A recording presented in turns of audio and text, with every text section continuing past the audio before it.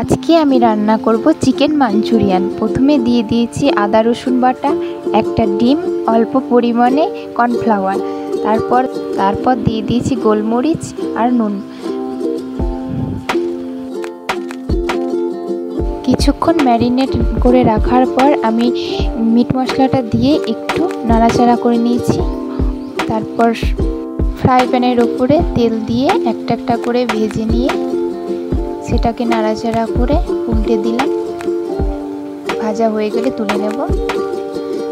একটা বাটিতে green chilli sauce, soya sauce, tomato sauce, vinegar নিয়ে সেটাকে মেখে নিয়ে অল্প পরিমাণে নুন, চিনি, গোলমরিচ গুঁড়ো দিয়ে মিশিয়ে নিয়ে জল দিয়ে সেটাকে নিয়েছি।